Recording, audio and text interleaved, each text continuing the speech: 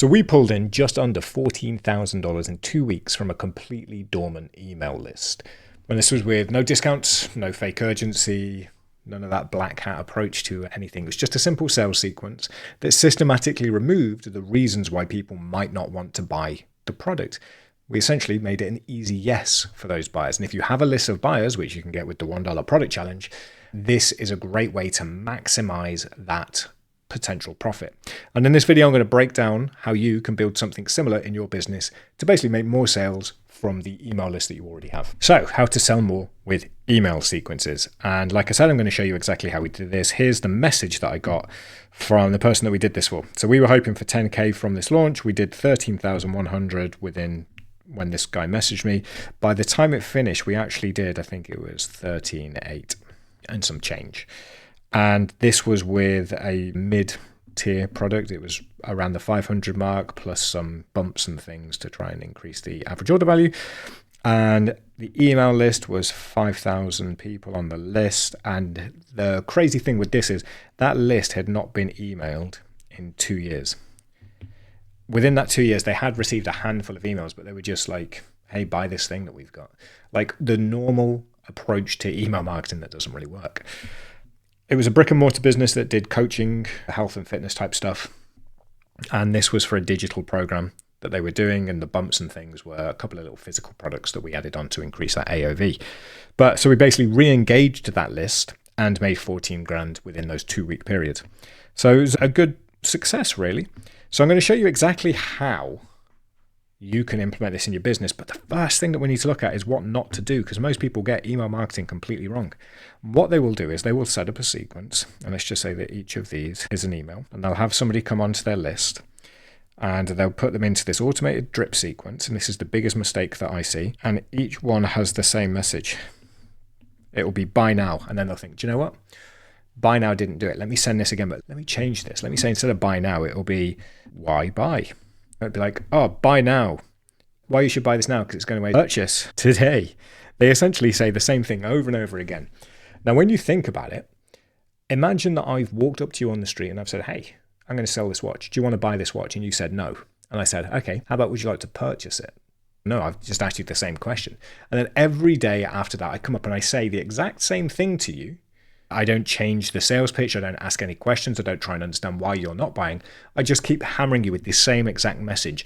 Buy this. You should buy this. Hey, you know why you should buy this? Because I'm selling it. If this first message has failed to get a conversion and the person has seen it, do you really think saying the same thing over and over again to them is going to get them to buy? It doesn't work like that. All that you're going to do here is you're going to increase how much you annoy people and you're going to see your unsubscribe rate go through the roof. It's just not the right way to sell. And so people think, you know what, people haven't bought this. And so what I'll do is I'll sweeten the deal. And they'll usually end this kind of sequence with a hefty discount. Let's say they'll knock 50% off the actual thing. Let's face it, 50% of something is better than 100% of nothing. Problem is that this is not going to work either. And this is actually, in my opinion, far more dangerous than just saying buy now, buy now. Look. These elements here are going to just annoy people, right? You're going to see the unsubscribes go up. People are going to get annoyed. They're going to report you as spam. People aren't going to buy. So you're going to be busy crafting all of these emails that are not going to do anything for your revenue. They're just going to annoy people and toss people off your list. What this bit does is it devalues whatever it is that you're doing. And it trains people to wait for the discount. If you keep doing this and they say, do you know what, Big Jim over here, he always sends 5 promo emails and then he discounts it. So just wait until the discount and you save yourself 50%. You're essentially training your audience to not pay up full price. That means that you're going to get low value leads, low quality leads. They're going to cause more problems. This is a terrible way to do things. And this is how like 90% of email marketing is done. Just buy now. If you're not buy now, here's a discount. Awful. So the better approach is really that you have to understand why people don't buy.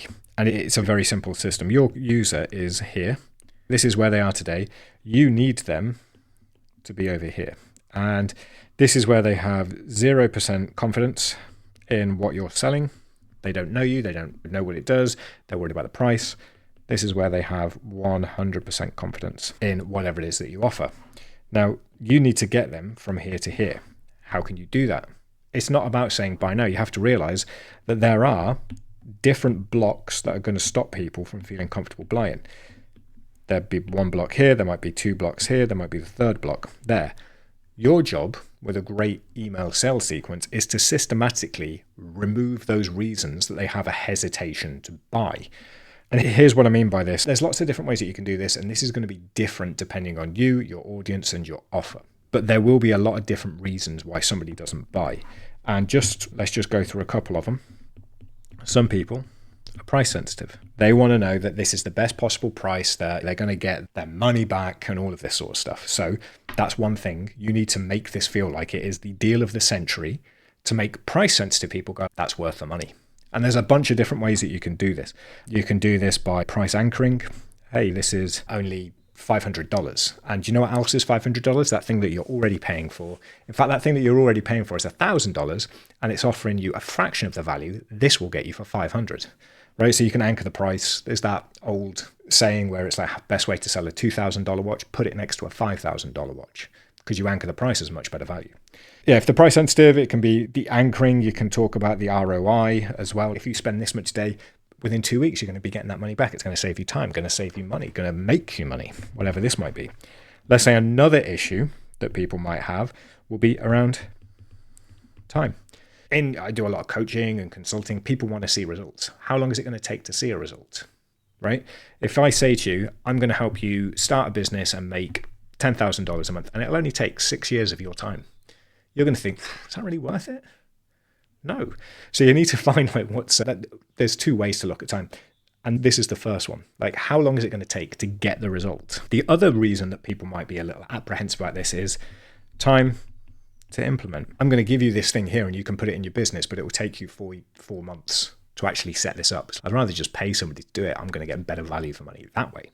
Let's have a think of another one. So we got price sensitive people, time. Some people are very sensitive to proof and they want to see, will this work? And what they want to see is, yes, you're saying it will work, but they want to see other people like them who have had it work for them and the kind of results that they've got. And there's all of these different barriers, and what I call their adoption lenses is the way that we term them. And basically you need to understand the big adoption lenses within your audience. I can't just say it's always this and this, because the offer, the audience, and you as the person who owns the business, you're all going to mean that this has different variables. Some audiences are more price sensitive. If you're going after people who are lower income, don't have as much expendable income, they're going to be far more price sensitive. People who are very busy but maybe have more expendable income will be looking at this at time. How fast will I get the results? How easy is this to implement? They might also be thinking. Everybody cares about proof. Proof is a really big one.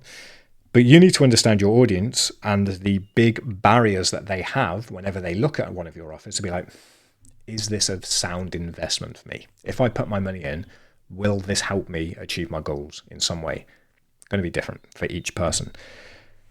What you then need to do is you need to build an email sequence that sequentially removes each of these key hesitations. Now, here's the thing, right? So let's say you've got, and let's try and keep the same colors as we had above. We had a red, we had a green, we had a blue.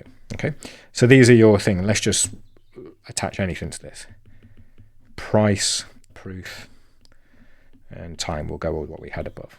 Okay, so price, proof, and time. They're what you are removing from the hesitation list of this customer. Now you can do this in a couple of ways. You want to set up one email sequence that sequentially removes all of these. Each of these can have one email.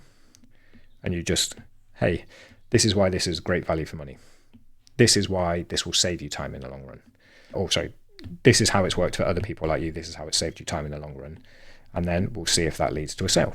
You can set this up if more detailed with 2 or 3 on each. So what you can do here is you can put people into email 1 and then progress them through emails 2 and 3 and then on to the next one. Now you might be thinking, this is no good. Because what if somebody is time sensitive? They're going to unsubscribe by the time they get to here. If you write the emails, they shouldn't, because the emails should be entertaining, informative still. But the reason that you want to put all people through this is because you don't know this cohort is price sensitive, this cohort is proof sensitive. What you will know is that these are the big things that tend to affect your audience. some people will have one block that will stop them from going. And so your job is to just remove that one. Some people will have two. And so if you only run a sequence that focuses on one of these hesitations, you're not really going to get those sales. So the sequence basically sequentially removes the hesitations that the person has to not buy. You have to put people through every stage because you don't know which hesitation is going to stop them from buying. This is the way that we've done this for years. And it's been the biggest driver in sales through email, through launches and sales sequences. We use this in a couple of different ways. If we're launching new products to an existing list, if you're setting up some kind of system to get buyers in and then upsell those buyers to a bigger product, this is what you have to do. It is a game of both building trust and removing hesitations. You want to imagine this as like a seesaw, if you like. Most people, you want the trust to go up and the sort of risk to go down. Now, what we're doing with these emails is we are lowering that risk. We're trying to reduce the risk. We're trying to make people feel more comfortable buying. If you have the right system to write good emails and you are supporting this, then the trust should also naturally increase. And that is what is going to get you to the sales up here. That's what you want to be doing. The trust element is something I'll cover a different day. So when you're building this, it's not about saying bye-bye. Best thing that you can do to reduce that risk is to actually go and speak to your audience and say, look, this is what we're doing. I would love to know what would stop you from buying this. Go and speak to those people, find out whether it's a pricing issue, whether it's that they don't trust that you can get them that result. There'll be 101 different things. And what you need to do is you need to choose the top most common things between the people that you speak to and build a sequence that sequentially removes those hesitations. Because once somebody then looks at that and goes, oh, but what about? And they go, actually, no, that's been covered. You don't want somebody to look at it, yeah, but that price is a bit much. What about me making that money back? How long will it take? We've already covered that. So it's really just a game of risk reduction and making sure that people have their questions answered and they feel comfortable spending that money with you. We also have actually a full templated email and a custom GPT I've done to build this whole system for you, which is in Growth Models Plus. I'll pop a link around this video so that you can check that out. If you don't find it, just go to growthmodels.co, sign up there, or find the links that go to the community, and you can get access to all of the templates to set this up and easily create an email sales sequence that will make you some money. I'll see you in the next one.